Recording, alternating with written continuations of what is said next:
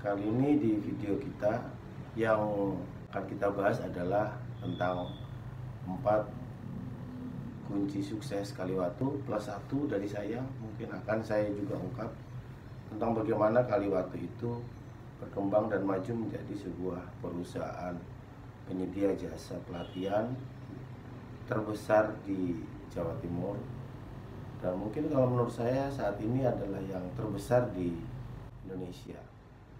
Selamat menyaksikan, tetap like, komen, subscribe, dan share karena itu semuanya gratis.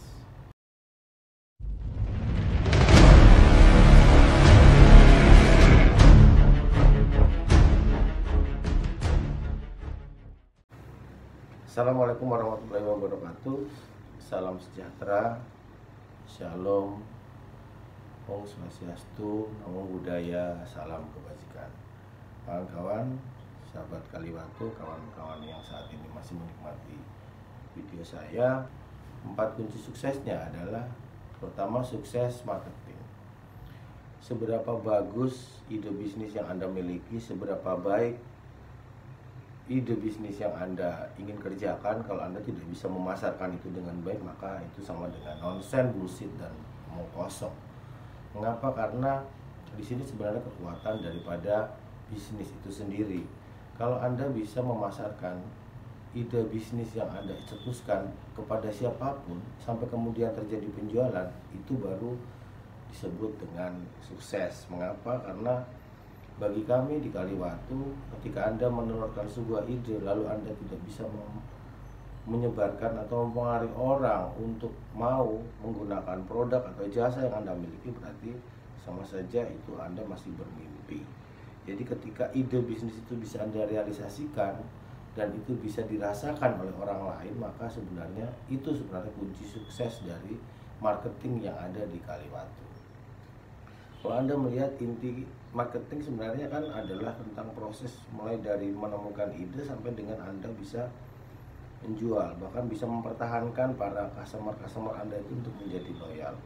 Dan Kaliwatu sejak 10 tahun terakhir ini sudah terbukti, sudah berhasil membuat para klien-kliennya, tamu-tamunya kembali repeat order berkali-kali, bahkan berulang-ulang tanpa mereka khawatir bahwa produk yang akan para customer Kaliwatu terima ini akan jauh atau jelek atau menurun. Bahkan yang mereka rasakan cenderung untuk baik, lebih meningkat dan menuju ke arah kesempurnaan. Dan di marketing itu saat ini berkembang apa yang disebut dengan branding.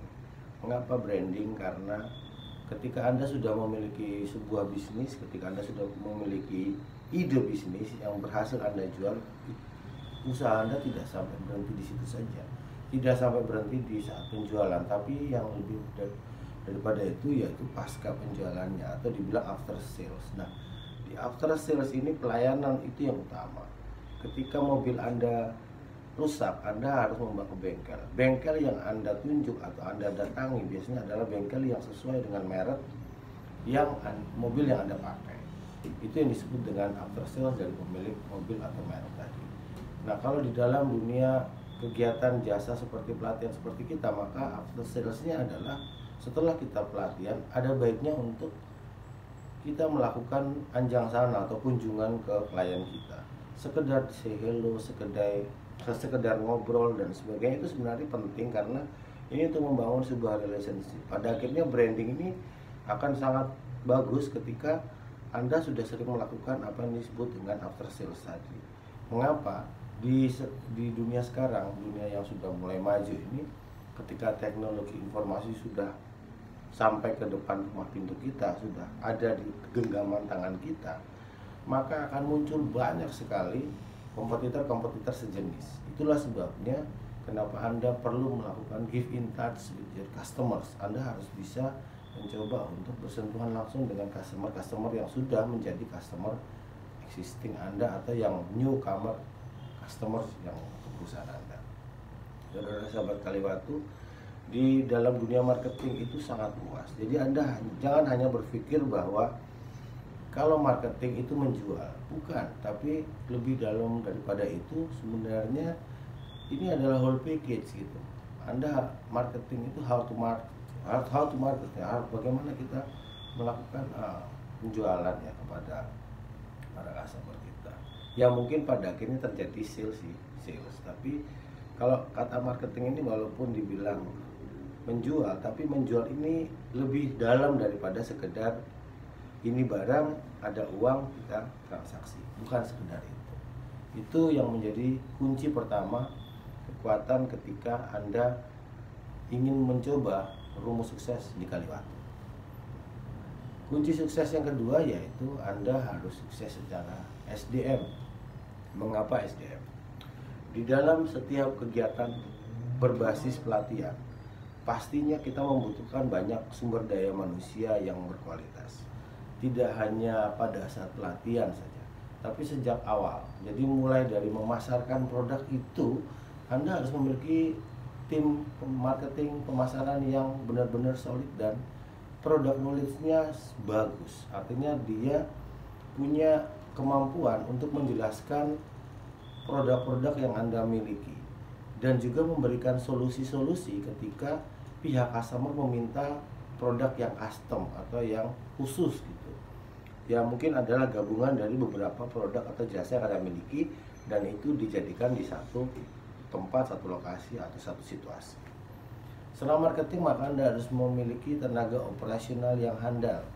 Sejak mulai dari tim catering, sejak mulai dari tim transportasi, dokumentasi, bahkan ketraineran. Pelatihannya pun mulai dari LTS, logistik transporting support, kemudian fasilitator, asisten trainer, sampai dengan trainer, bahkan sampai ke master trainernya pun harus Anda miliki.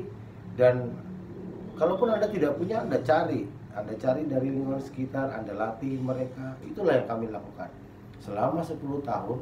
Kaliwatu di bawah kepemimpinan Pak Rafiq sebagai owner melakukan hal itu, membina orang-orang yang ada di sekitaran lingkungan. Tidak hanya mengambil dari luar, tapi juga anak-anak, remaja, anak muda yang ada di sekitaran kota wisata Batu. Bayangkan kalau Anda datang ke Kaliwatu, Anda akan melihat bahwa bisa saya pastikan 99% kawan-kawan saya yang ada di Batu itu, tim teknis operasional maupun marketing non operasional itu bertato. Ya saya tidak bisa bilang bahwa tato itu adalah jelek atau tato itu tidak baik, tapi image yang muncul ketika kita bertato maka konotasinya adalah kita anak yang nakal. Nah, di situ saya melihat bahwa betapa kuatnya kemampuan Kaliwatu untuk meng-create orang yang tadinya memiliki sifat dan tindakan yang kurang bagus di masa lalunya berkembang menjadi seorang yang memiliki kemampuan SDM dalam memberikan materi pelatihan dengan baik.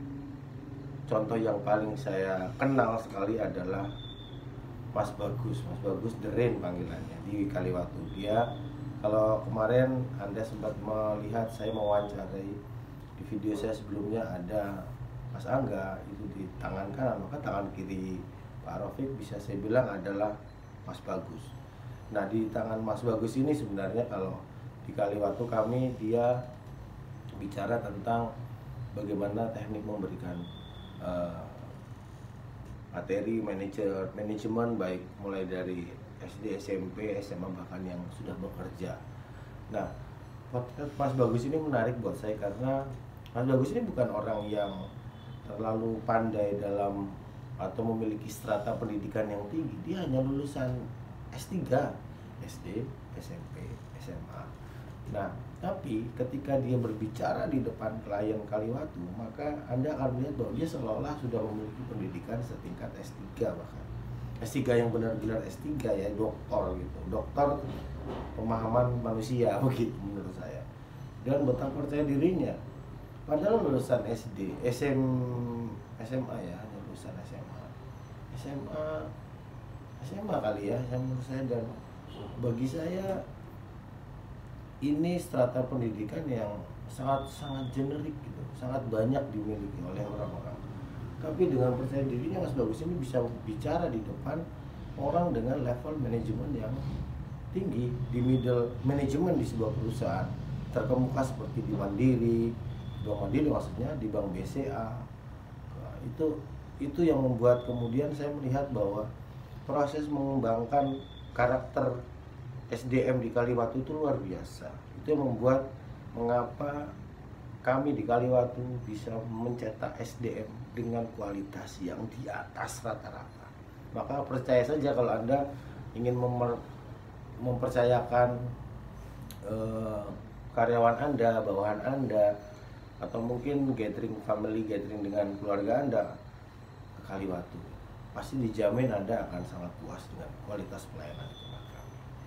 Nah, yang ketiga tentang apa itu kunci sukses di Kaliwatu, yaitu kita harus sukses sistem. Ketika sudah punya produk, kita bisa menjual, lalu kemudian kita memiliki SDM yang bagus, itu kita harus membuat sistem gitu.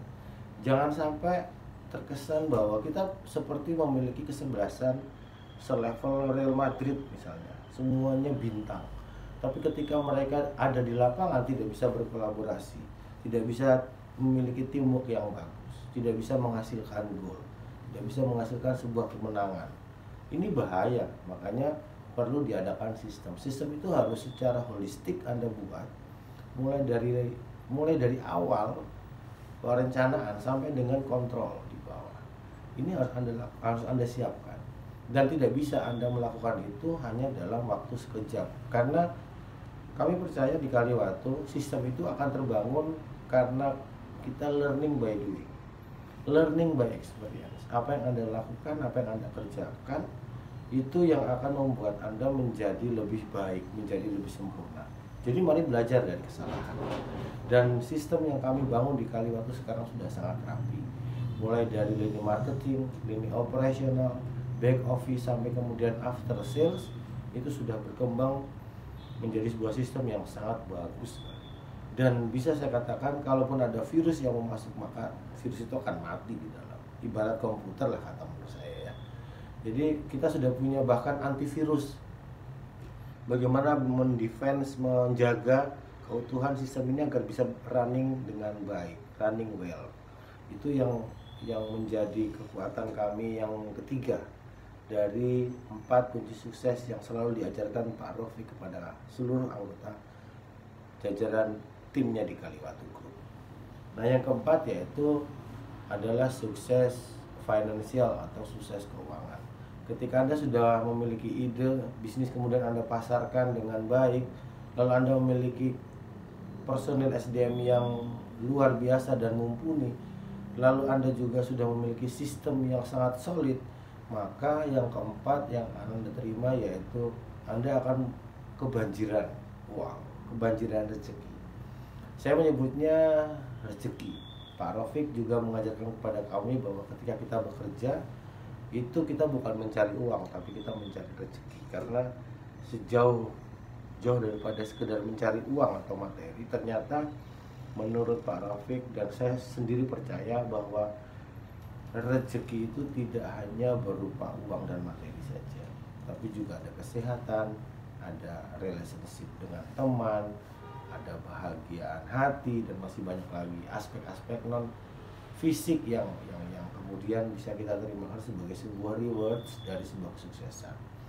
Bicara tentang sukses finansial sebenarnya lebih dalam menurut saya ya, yang seperti yang baru saja saya sampaikan, sebenarnya itu bicara tentang sukses yang kita terima, rewards yang kita dapatkan setelah kita melakukan sesuatu itu dengan baik, dengan sempurna, tanpa kesalahan sedikit pun. Inilah yang membuat kita menjadi semakin percaya diri bahwa apa yang kita kerjakan, kawan-kawan, itu ternyata membuahkan hasil. Ini sukses yang keempat, yang menurut Kaliwatu akan kita alami ketika kita menjalankan sebuah ide bisnis yang akan menjadi lebih sukses. Kawan-kawan sahabatku Kaliwatu, yang kelima ini sebenarnya bukan atau belum diajarkan oleh Pak Rafiq, tapi ini adalah hasil pengamatan saya selama saya berada di sistem bisnis Kaliwatu Group. Yang kelima yaitu sukses aset. Mengapa sukses aset? Anda bisa melihat kalau Anda datang bermain-main ke lokasi-lokasi yang ada di Kaliwatu, itu Anda akan melihat bahwa sebagian besar aset yang Anda datangi itu adalah milik kami. Dan menurut saya mungkin saat ini provider outbound yang memiliki aset di atas 80 M kali ya, 80 M mungkin ya, baru di tempat Kaliwatu hampir 100-an lebih. Tahun ini kayaknya lebih, karena kami sudah punya basecamp center, kami punya personal learning center, kami punya air terjun Coban Lanang, dan ada beberapa lokasi yang kami sewa seperti Bukit Kungko, ada yang dikerjasamakan seperti Lumbung Strawberry. Jadi kalau bicara aset ini mungkin harus menjadi salah satu tolak ukur buat usaha Anda atau bisnis Anda ketika Anda berjalan. Karena apa? Ketika Anda tidak memiliki aset, maka sebenarnya Anda sedang hidup dalam sesuatu yang ngambang.